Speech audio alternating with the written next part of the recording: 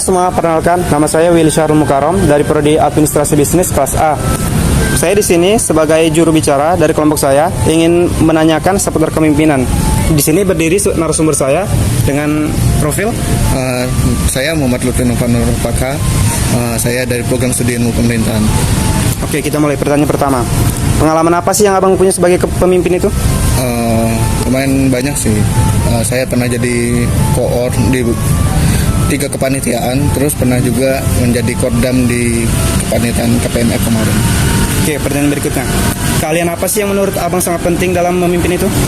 Kemampuan melihat kelebihan dan kekurangan anggota, lalu juga bisa melihat kondisi gitu, kondisi dan situasi yang ada. Itu yang Oke, kita lanjut.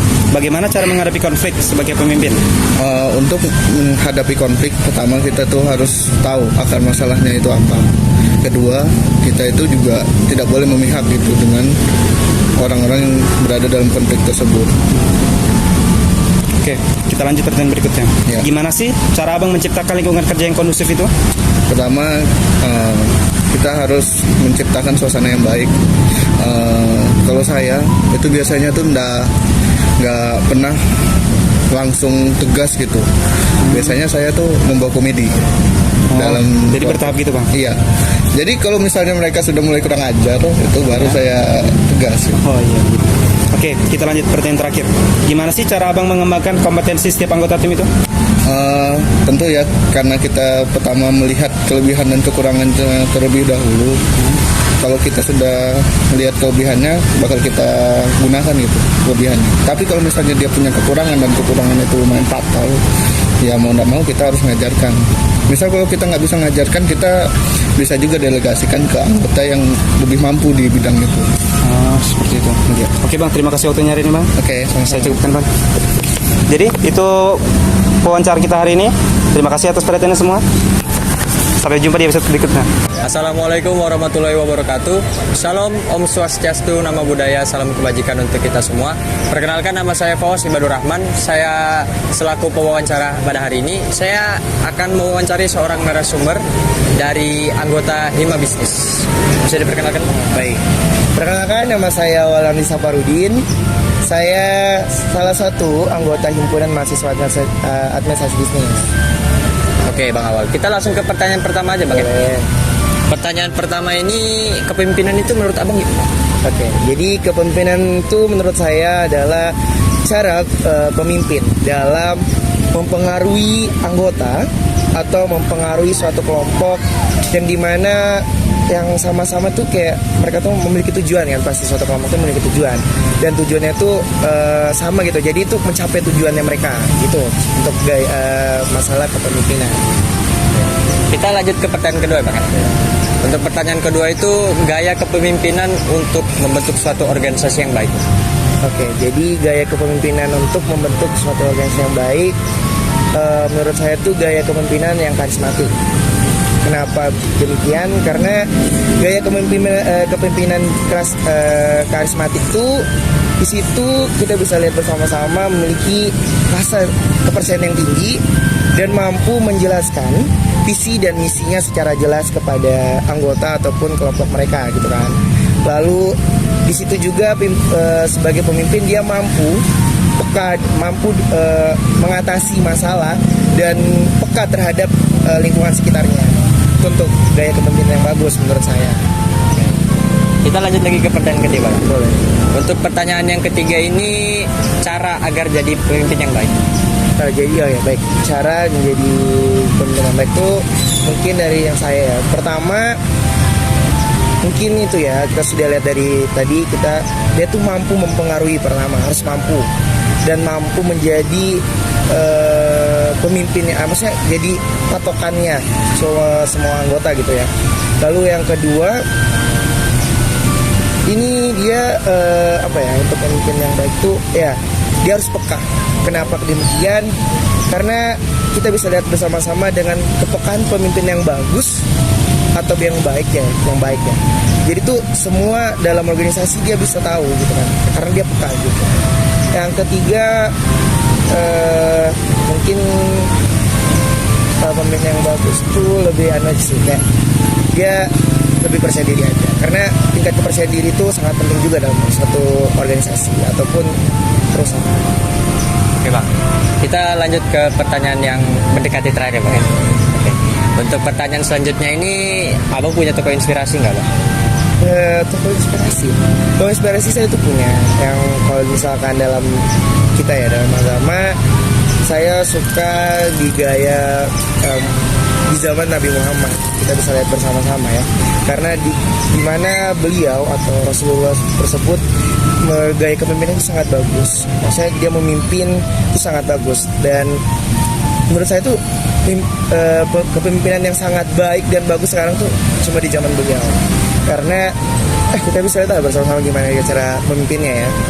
Dari terus untuk gaya kepemimpinan yang di di Indonesia atau yang di bidang politik, saya sukanya di kepemimpinan Soeharto. Maaf ya sebelumnya, karena walaupun di gaya kepemimpinan Soeharto itu kita bisa lihat bersama-sama tentang dia memimpin secara otoriter dan di mana keputusannya berada sama dia. Cuma di gaya kepemimpinan dia itu sangat bagus karena kenapa? Kenapa menjadikan idol ya? Karena pada zamannya beliau semua kayak masyarakat maupun tumbuhan ataupun hewan semuanya kelihatan subur gitu. Karena bagus aja gitu gaya kepemimpinan yang walaupun otoriter gitu. Kita ke pertanyaan terakhir nih Bang. Untuk pertanyaan terakhir nih, pesan untuk anak muda saat ini yang sekarang kan kayak kekurangan jiwa-jiwa kepemimpinan gitu lah Bang. Jadi pesan saya buat kalangan anak muda milenial untuk itu ya pesan-pesannya. Jadi mungkin teman-teman semua bisa kayak lebih kayak belajar. Untuk belajar itu kayak mana maksudnya? Belajar itu lebih kayak bersungguh-sungguh. Apalagi di Indonesia terutama ya. Di Indonesia itu sebenarnya tuh lebih kurangnya orang-orang yang memiliki jiwa kepemimpinan. Dan belajarnya itu dalam artian kita belajar kayak mau belajar tuh kayak hal-hal yang baru. Kita mencoba hal yang baru, yang dimana kayak misalkan nih example-nya kalian ditunjuk menjadi seorang pemimpin, kalian harus ngambil karena itu merupakan salah satu pengalaman yang baik. Jadi kalian tuh tahu gimana nanti cara berpemimpin. Terus banyak belajar sama tokoh-tokoh inspirasi pemimpin-pemimpin yang pernah ada mau di Indonesia, dunia, dan di zaman-zaman Rasulullah. Lalu mungkin lebih kayak kulihat-lihat ya di zaman sekarang ini, anak-anak muda zaman sekarang tuh lebih suka ke zona nyaman mereka masing-masing. Jadi sarannya mungkin lebih kayak coba keluar dari zona nyaman kalian gitu. Jadi saran saya begitu. Oke Bang. Terima kasih atas waktunya Bang, telah meluangkan waktunya. Terima kasih Bang ya. Sama-sama. Oke, mungkin cukup sekian wawancara kita pada pagi hari ini. Saya selaku pewawancara atas nama Fawaz Ibadur Rahman pamit undur diri. Wassalamualaikum warahmatullahi wabarakatuh. Selamat siang semuanya, perkenalkan nama saya Muhammad Rijal Niswari Azhar dari Prodi Administrasi Bisnis kelas A. Di sini saya sebagai juru bicara. Di sebelah saya sudah ada narasumber kami dari siapa? Perkenalkan, nama saya Alfadi Norzaldi selaku cutting dari Prodi Administrasi Bisnis kelas A. Oke. Sebelumnya sudah ada pernah memimpin sesuatu? Oh, sudah pernah. Jadi waktu SMP sampai SMA itu jadi ketua kelas. Oh, jadi terus. Iya. Oke, lanjut ke pertanyaannya. Apa keahlian kepemimpinan yang menurut Anda sangat penting? Menurut saya, karena berbagai pengalaman yang dulu dari SMP sampai SMK itu, menurut saya yang paling diperlukan itu pertama keramahan sama bisa atau tidaknya mengontrol anggota. Oke, lanjut ke pertanyaan kedua. Bagaimana cara menghadapi konflik sebagai seorang pemimpin? Ya menurut saya itu mudah ya, tapi juga susah. Karena kan yang pertama kita harus bisa mengontrol anggota kan. Jadi kalau ada konflik, sebenarnya kita jadi pemimpin gak usah terlalu mikirin segala hal. Jadi kita minta pendapat dari anggota lain juga, jadi lebih mudah gitu dapat solusi dari konflik tersebut. Lanjut ke pertanyaan berikutnya, bagaimana cara Anda untuk menciptakan lingkungan kerja yang kondusif? Nah, itu maksudnya seperti misalnya kan kita di pertama sudah ada kan kayak dapat mengontrol anggota. Nah, di situ sudah kelihatan kan cara biar ada lingkungan kerja yang kondusif karena kita sudah bisa mengontrol. Jadi yang paling utama kan itu tadi yang di pertanyaan pertama yang harus dimiliki sebagai seorang pemimpin itu iya keahlian mengontrol anggota. Oke, lanjut ke pertanyaan berikutnya. Bagaimana cara Anda dalam mengembangkan kompetisi setiap anggota lain? Yaitu salah satunya yang menyuruh anggota memberikan pendapat mereka masing-masing. Nah, pendapat mereka itu nanti bakal ujung-ujungnya didiskusikan bersama. Jadi setiap anggota itu memiliki pendapat masing-masing yang bakal nanti didiskusikan lalu ditentukan yang menjadi solusinya kayak gitu. Oke, pertanyaan terakhir, apa yang menjadi standarisasi Anda dalam menentukan keberhasilan tim? Yang paling menentukan itu menurut saya ya itu anggota bakal percaya atau menghormati kita sebagai ketua. Nah itu. Terima kasih. Ya. Ical. Sekian dari saya. Assalamualaikum warahmatullahi wabarakatuh.